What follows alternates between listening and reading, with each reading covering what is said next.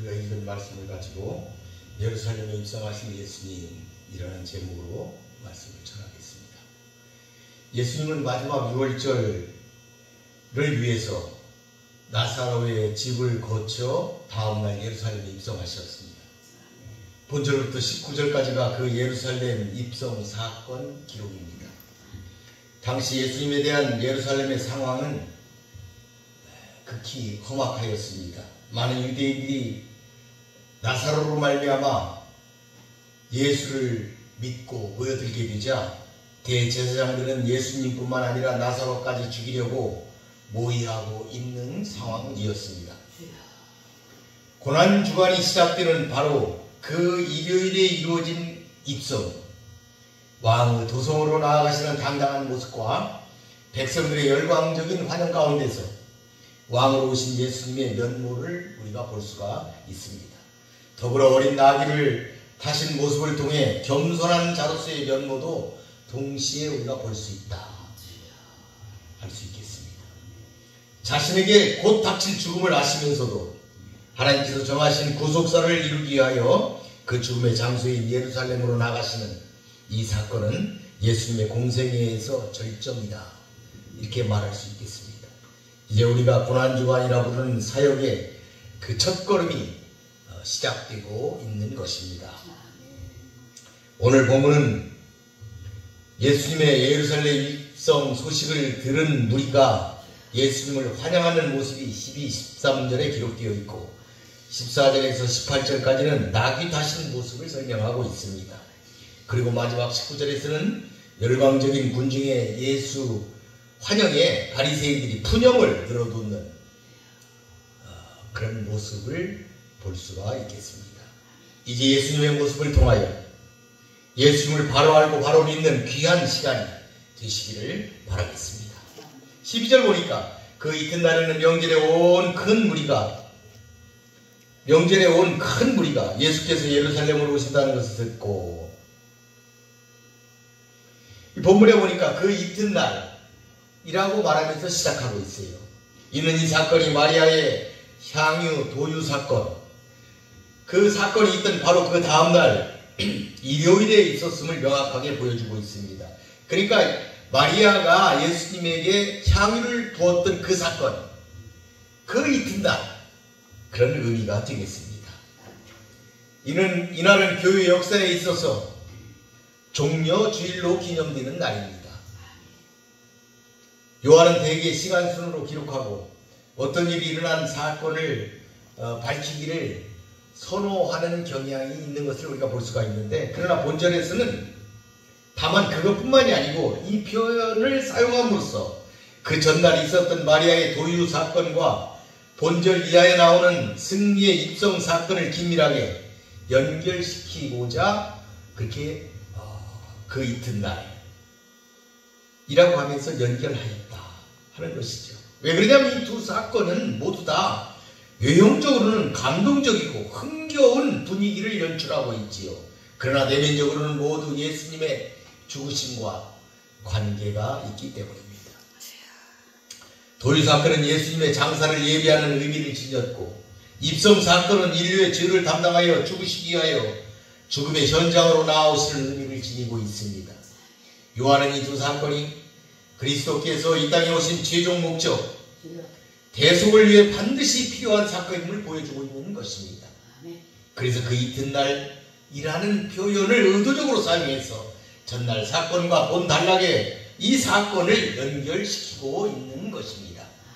역사적으로 AD 70년에 예루살렘 성전이 로마에 의해 파괴되자 그 이후에는 유월절, 77절, 장막절, 이와 같은 절기에 성전을 순례하는 풍습은 종식되었습니다. 성전이 없기 때문에 성전에 오는 행사가 중시되었다. 그러나 예수님 당시에는 아직 예루살렘 성전이 아주 온전하게 있었기 때문에 당시 명절을 맞이해서 많은 순례객들이 성전으로 모여들었습니다. 그래서 그 본문에 보게 되면은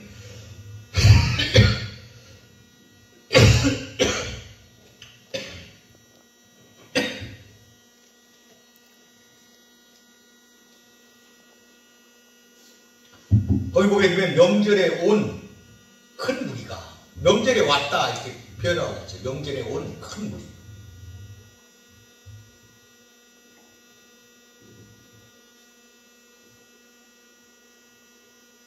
이제 구약 이스라엘이 애굽의 압제에서 벗어났음을 기념하는 유월절, 그 유월절을 당해서 유월절 어린 양이 되어서 모든 인류를 그 죄를 구속하고 사망에서 벗어나게 하기 위하여 드디어 모든 사람들 앞에 예수님께서 그 모습을 드러내신 것입니다. 공개적으로 왕으로서 승리의 예루살렘 입성을 하시게 된 것이다. 이렇게 그 의미를 우리가 생각해 볼 수 있겠습니다. 그런데 이것은 유대 종교 지도자들을 긴장시켰습니다.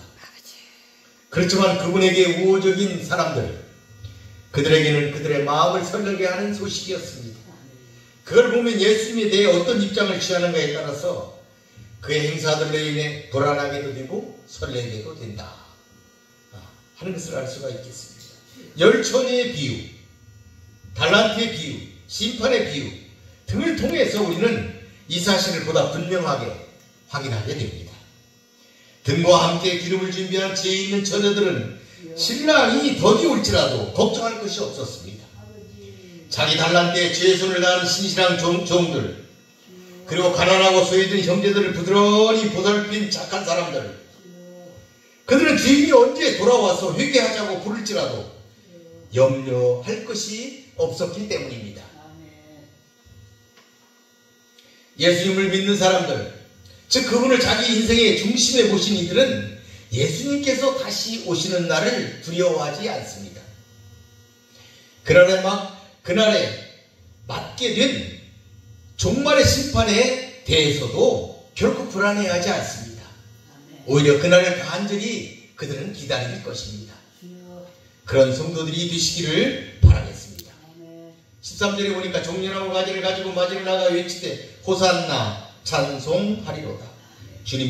주의 이름으로 오시는 이 곧 이스라엘의 왕이여 하더라. 예수님께서 예루살렘에 들어오실 때 거기 와 있던 군중들이 보인 열광적인 반응을 묘사한 그런 구절입니다. 그들은 빈손으로 가지 않았습니다. 예수에 대한 그들의 신앙과 경의를 담아 종려나무 가지를 손에 들고 나갔습니다. 참으로 그 의미가 크다 할 수 있겠습니다. 그리고 그들은 그분과 만나기 위해서 나갔습니다. 죽은 사람을 살리신 위대한 분을 만나기 위해 그들은 서둘러 그분이 들어오실 길가로 나갔을 것입니다. 이 세상 끝날 주께서 오신다는 소리를 듣고서도 이처럼 서둘러 그분을 맞으러 나갈 수 있는 사람, 그들은 참으로 복이 있는 성도일 것입니다. 그리고 그들이 크게 소리 지르기 시작했습니다. 호산나. 이 장면은 오늘날 인기스타나 유명인들을 향해 대중이 열광적으로 환영하는 것과 아주 유사해 있습니다. 그들은 호산나를 불렀습니다. 호산나, 오 구원하소서, 오 세이브, 우리를 구원하소서.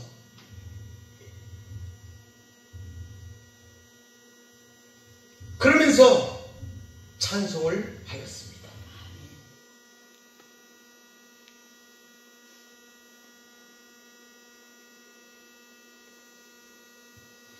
하지만 그들 중 상당수는 예수가 누구인지 정확하게 알지 못했으며 진실된 믿음도 없는 상태였음이 분명합니다.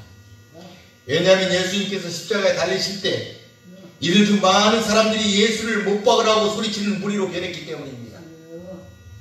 예수를 향한 진정한 믿음이 없다면 우리 역시 그들 배신하는 무리 가운데 속한 자가 될 수 있음을 우리는 기억해야 하겠습니다. 14절에 보니까 예수는 한 어린 나귀를 보고 타셨다 하셨습니다. 다른 복음에서는 아주 굉장히 자세하게 기록되어 있지만 여기에서는 간단하게 한 줄로 기록하셨습니다. 예수님이 한 어린 나귀를 보고 타셨다. 예수님께서는 한 어린 나귀를 우연히 길에서 만나 타신 것이 아닙니다. 찾아서 얻으신 것입니다. 물론 이것을 준비해 두신 분은 이런 일이 있을 것이라고 미리 선지자를 통해 말씀하신 하나님이셨습니다. 하나님이 준비해 두신 것이죠.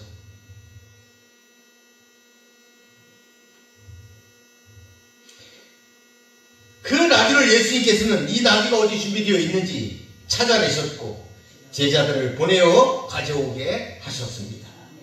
그것은 임자 없는 나귀가 아니라 분명히 임자가 있는 것이었습니다. 거저 걸려서 얻어 탄 것이 아닙니다. 예수님을 위해서 준비된 그것을 주인은 선뜻 내어 주었습니다. 이 어린 나귀, 이 오나리온이라고 원문은 되어 있는데 원단어가 나귀 새끼를 가리킵니다. 신약의 유일하게 요한만 이 단어를 사용했습니다. 나귀가 새끼고 예수께서 이러한 나귀를 타셨다는 사실, 그것이 의미가 있다 하는 것입니다. 그것은 예수께서 일부 유대인들이 꿈꾸는 정치적 메시아가 아니라 평화의 왕이심을 나타내는 증표이기 때문입니다. 만약 그분이 말을 타는 모습으로 씩씩하게 오셨다면 이는 전쟁을 상징하는 것으로 정치적 메시아로 볼 수 있겠지만 나귀를 타심으로 겸손한 모습을 보이셨다는 사실은 평화를 위해서 오신 분임을 확실하게 보여주는 대목이기 때문입니다. 예수님은 평화를 위해 이 세상에 오신 분이십니다. 그분으로 말미암아 우리가 하나님과 평화하게 되었습니다. 유대인과 이방인이 평화하게 되었습니다. 그러므로 우리도 화목해 하는 자가 되어야만 하겠습니다. 화목해 하는 자가 되시기를 바라겠습니다. 15절을 보니까 이는 기록된 바 시온 따라 두려워하지 말라. 보라 너희 왕이 나귀 새끼를 타고 오신다 함과 같더라. 이 본문은 스가랴 9장 9절을 인용한 그런 인용문인데 단축해서 인용했습니다. 원문을 한번 보도록 하겠습니다. 스가랴 9장 9절. 시온의 딸이 크게 기뻐할지어다. 예루살렘에 따라 즐거이 부를지어다. 보라 내 왕이 내게 임하시나니 그는 공의로우시며 구원을 베푸시며 겸손하여서 나귀를 타시라니 나귀의 작은 것 곧 나귀 새끼니라. 스가랴 원문에는 두려워 말라 이런 단어는 없습니다. 크게 기뻐할지어다 이렇게 9장 9절은 시작하고 있습니다. 여기서 두려워 말라 이렇게 표현을 쓴 것은 나귀 새끼를 타고 오신 예수께서 구약에서 예언된 바로 그 메시아 평화의 왕이라는 사실을 더 부각시키고자 한 것으로 보입니다. 만약에 예수께서 정치적 메시아로 오셨더라면 유대인들은 로마나 다른 나라들과 전쟁을 치러야 했을 것입니다. 죄의 문제는 여전히 남게 되었을 것입니다. 하나님과의 평화나 인류의 형제를 회복하기란 불가능한 노릇이었을 것입니다. 또한 당시 유대 종교 지도자들이 적대시하는 예수를 공개적으로 지지한다는 것에는 상당한 위험 부담이 따랐기 때문에 백성들에게 두려워하지 말라라는 표현을 사용하여 그들을 잘 납득시켰던 것으로 볼 수 있습니다. 두려워 말라 이렇게 바꾸어 기록하는 의도를 우리가 이렇게 파악해 볼 수가 있겠습니다. 또 이 기록 속에는 하나님께서 인간의 모든 두려움을 제거해 주시고 구원해 주실 것이라는 메시지가 함축되어 있습니다. 그것은 바로 예수를 통한 구원입니다. 하나님께서는 예수 안에 인류가 풀어야 할 모든 문제의 해답이 있음을 선포하시는 것입니다. 이것은 유대인들에게만 국한된 문제가 아니라 인류 전체의 문제이며 예수 이외에 어떠한 대안도 존재하지 않는다는 것을 말하고 있습니다. 그러므로 하나님의 사람은 예수님의 오심을 두려워하지 않을 것입니다. 하나님을 대적하는 자들, 하나님 나라의 반역을 꿈꾸는 자들만이 아들의 오심을 반대하며 두려워하는 것입니다. 여러분은 예수 오심을 크게 기뻐하시는 성도가 되시기를 바라겠습니다. 16절 보니까 제자들은 처음에 이 일을 깨닫지 못하였다가 예수께서 영광을 얻으신 후에야 이것이 예수께 대하여 기록된 것임과 사람들이 예수께 이같이 한 것임이 생각났더라. 요한이 당시를 회상하며 자신들의 무지를 밝히고 있는 부분입니다. 예수님과 3년여 동안 함께하며 친밀한 교제를 나누었던 제자들조차 예수께서 나귀를 타고 예루살렘에 입성한 이 사건이 이미 구약에서 선포되고 메시아를 통하여 이루어질 예언의 성취라는 사실을 당시에는 알지 못하였다는 것입니다. 제자들은 지금까지 그분의 교훈을 계속 들어왔고 지금 벌어지고 있는 일들을 눈으로 보고 또 자신들의 귀로 들었음에도 불구하고 그 사건이 가지는 의미에 대해서는 도무지 이해할 수가 없었습니다. 이러한 사실을 통하여 우리 역시 지식이 있다고 주의 말씀이나 주께서 하시는 일을 모두 이해할 수 있는 것이 아니고 배움이 없다고 이에 대해 전적으로 무지한 것도 아님을 우리는 확인할 수 있게 됩니다. 제자들도 이 사건을 그 당시에는 깨닫지 못했습니다. 그러다 예수께서 영광을 얻은 후 즉 죽기까지 하신 예수께서 부활하시고 승천하시어 다시 하나님의 아들로서의 높아지신 신분을 회복하신 후 그때야 성령의 도우심으로 이 사건이 지니는 의미를 비로소 확실하게 알게 된 것입니다. 그것을 요한은 지금 본서의 독자 앞에 고백하고 있는 것입니다. 이 고백은 당시 이방인 성도들, 그 성도들이 자신의 영적인 성장이 더딘 것에 대해서 걱정하고 있을 수도 있었는데 그런 문제에 대해서 큰 위로가 되었을 것이다. 사도들도 깨닫지 못했으니 우리가 이렇게 깨닫지 못하고 영적 성장이 더딘 것이 이게 그냥 있는 일이 아닐 것이다. 서두른다고 되는 것이 아니다. 이렇게 그들도 깨달았을 것이다. 이런 것을 가지고 그들은 아마 위로를 받았을 것이다. 이렇게 생각해 볼 수도 있겠습니다. 모든 일에는 단계가 있기 마련입니다. 성도의 신앙도 예의가 아닙니다. 완벽하게 준비되어 있다고 곧바로 이루어지는 것이 아닙니다. 성도가 영적으로 성숙하게 되고 주의 뜻을 분명하게 분별할 수 있게 되는 데에는 시간이 필요합니다. 따라서 주의 말씀을 전하고 가르치는 일에 있어 또 신앙의 전도에 있어 당장 눈앞에 변화들이 보이지 않는다고 쉽게 포기하거나 실망하지 마시기를 바랍니다. 꾸준히 지속적으로 기도하며 노력하시기를 바라겠습니다. 17절 보니까 나사로를 무덤에서 불러내어 죽은 자 가운데서 살리실 때에 함께 있던 무리가 증언한지라. 그분과 함께 있던 무리들은 예수께서 나사로를 살리신 사실에 대한 증인이었습니다. 이처럼 놀라운 이적의 장을 목격한 사람들은 누가 시키지 않았음에도 앞다투어 이 일의 증인을 자처했다는 사실입니다. 주의 능력을 체험한 사람들이 그분을 증거한 일에 적극적이게 됩니다. 이러한 직접 체험자들은 이론상으로만 알고 있는 일과는 달랐습니다. 오늘날에도 성령이 충만한 성도들, 즉 특별한 영적 체험이 있는 사람들과 단지 이론적으로만 알고 있는 사람들의 생활 모습에는 현격한 차이가 있습니다. 사람은 어떤 놀라운 비밀을 알고 있다면 그것을 한시라도 다른 사람에게 속히 알리고 싶게 마련입니다. 이를 마음에 담고만 있기가 쉽지 않습니다.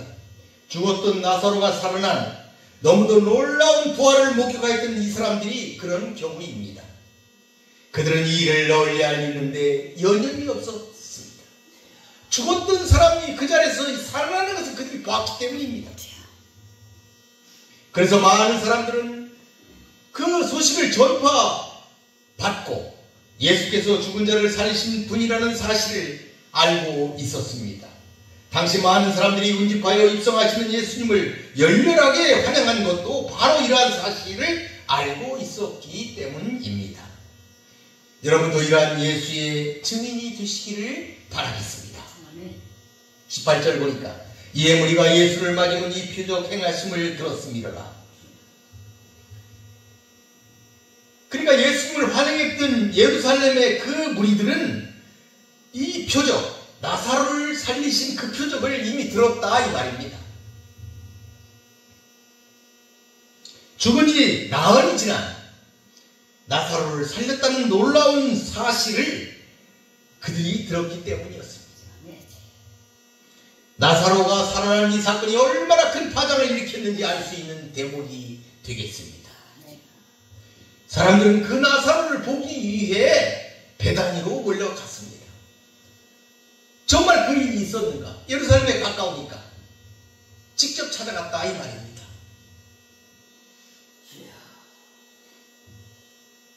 그러나 그 소식을 전해들은 이 무리들, 그 무리들이 예수님에 대해서 가지고 있던 지식에 그것이 전부였습니다. 나사로를 다시 살렸다. 그러니까 이 사람들은 예수님을 부분적으로만 알고 있었습니다. 직접 그분의 말씀이나 가르치심을 들은 적이 없습니다. 그냥 이적에 관한 소문만 들었습니다. 다른 이적에 대해서는 들은 게 별로 없습니다. 그들이 온전히 예수를 믿고 따르기란 사실상 불가능한 그러한 형편이었습니다. 여기서 우리는 표적을 추구하는 신앙의 위험성을 직시하게 됩니다. 진정한 믿음은 그리스도의 말씀을 들으면서 나는 것이다. 표적에만 의존하는 것이 아니다 라는 사실을 우리들이 깨달아야 하겠습니다. 대개 표적을 쫓아다니는 사람들, 그런 사람들은 큰 표적들과 많은 기사를 보여서 사람들을 미혹하는 거짓 그리스도들, 그러니까 자칭 그리스도라고 하는 사람들, 또 거짓 선지자들, 이들의 덫에 쉽게 걸리게 된다는 것, 그것을 우리는 알아야 하겠습니다. 우리는 성령의 역사도 구하지만 말씀에 기반을 둔 믿음으로 신앙의 반석을 삼아야 하겠습니다. 19절 보니까 바리새인들이 서로 말하되 볼지어다 너희 하는 일이 쓸데없다 보라 온 세상이 그를 따르는도다 하니라. 민심이 대거 예수님에게로 쏠리는 것을 본 바리새인들의 그 자주 섞인 탄식이다 이렇게 볼 수 있겠죠. 그들의 절망과 무력감을 잘 나타내고 있습니다. 이 바리새인들의 절규를 통해서 당시 예수님을 쫓는 무리의 규모가 상당했다 하는 것을 우리는 알 수가 있습니다.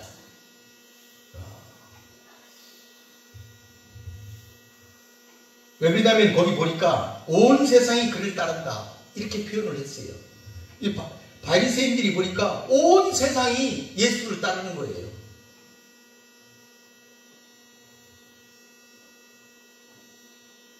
그러니까 표적을 본 사람들이 퍼뜨리는 그 소문, 그 증거는 순식간에 이토록 많은 사람들의 마음을 움직일 수가 있었습니다. 오늘날도 체험이 있고 증거를 가진 성숙한 그리스도인들은 많은 사람들의 마음을 예수님에게로 이처럼 움직일 수가 있습니다. 베드로나 바울 같은 능력이 충만했던 영적 지도자들을 통해서 나타난 놀라운 일들은 오늘도 얼마든지 일어날 수가 있습니다.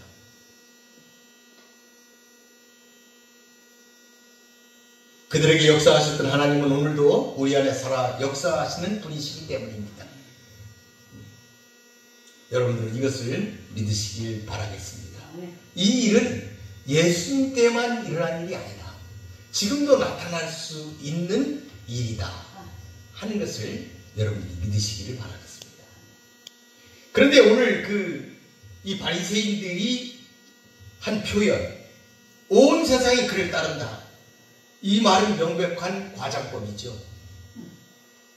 온 세상이 따른 건 아니었습니다. 당시 예수님을 환호한 사람들은 대부분 유대인이었고 그 가운데는 유대기로 개종한 이방인이 다소 섞여 있을 수도 있었습니다. 그러나 바리새인들은 이 무리들을 과장되게 세상이라고 표현한 것입니다. 요한이 즐겨 쓰는 반어적 진리입니다. 요한은 예수를 적대시하는 사람이나 잘 알지 못하는 사람들의 말을 통하여 진실을 말하게 하거나 장차 이루어질 일을 말하게 한 경우가 종종 있었습니다. 사실 요한이 본서를 쓸 당시 기독교는 예루살렘과 사마리아 지역을 훨씬 뛰어넘어 소아시아, 그리스, 로마, 이집트, 유브라트강 건너편, 에레사 지역 이렇게 모든 곳에 전파되어 있었습니다. 그러니까 이 사건이 일어났던 예루살렘 당시의 그 상황이 아니었다 이 말이죠. 요한이 이 글을 쓰게 된 1세기 후반, 그때는 이미 그리스도의 복음이 그 곧 인근 전체에 사실 퍼져 있었다. 그러니까 1세기 후반 성도들이 볼 때에는 이게 거의 맞는 말이었다. 온 세상이 그를 따른다 하는 말이 그 당시에 있는 사람들에게는 벌써 맞는 말이었다.